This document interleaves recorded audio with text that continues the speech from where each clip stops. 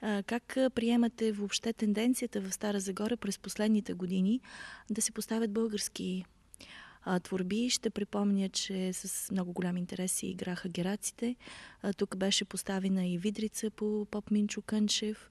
Също така Муал Топан, въпреки гралския диалект, доста добре приета от публиката. Това е според мен едно естествено връщане към българската класика. Тя трябва да присъства в българския театър. Мисля, че трябва да се получи дори Народния театър Иван Вазов от това, че българският театър повсеместно се връща към българската класика, за разлика от до голяма степен от първия ни театър. Просто хората, зрителите обичат българските автори.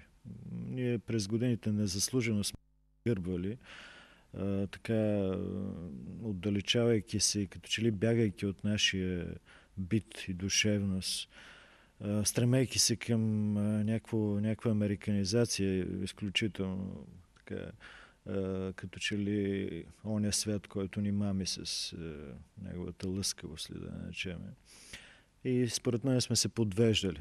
Мисля, че зрителя, колкото и да също да има своите мечти за един по-приказен свят, обича българското, обича български език.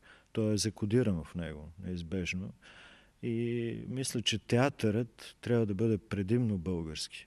Драматургията трябва да бъде предимно българска. Според мен това е нещо изконно, което трябва да се стимулира и от Министерството на културата, и от общините, просто да се дава път на българското. Неговите възвания, неговите речи, да прочел си в дописката, разбрал си смисъл на всичко. И ако то не е долно... Долно си видях. Затова ти заговоря. Видях само един противник, който се бори с всички законни средства против беззаконията на властници. Когато и ти говориш, и няма защо да се възмущавам, че господин Христофоров се осмели в онова събрание, за което дописката лаготи, да гръмне насреща ми полицейски кандидат, утрешен избранник на пияни цигани. То бяха възмутени граждани, които той нарече пияни цигани, а не някаква приготвена от мене шайка. Аз го спасих. Той трябва да ми благодари. Инак не само копчетата от жилетката му ще да откъснат, но и дробовете му нямаше да останат. И без позволение ще запуша. Мила, то беше отвратително. Както бях пред него, готов да заема мястото му на трибуната и да възразя, той ме посочи с пръст. Не просто ме блъсна в гърдите и ме нарече мила белга ни на мен.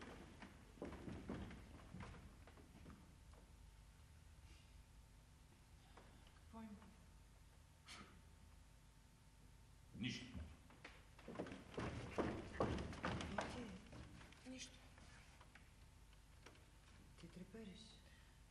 Струва ми се, че вее, а прозорецът е затворен. Ходи за Миша. Яворов ми е на стара любов. Вече така, това е четвърта или пета постановка за Яворов и от Яворов, тъй като съм поставил два пъти Нирвана на Константин Лиев, която знаеме, че е за Яворов и Лора.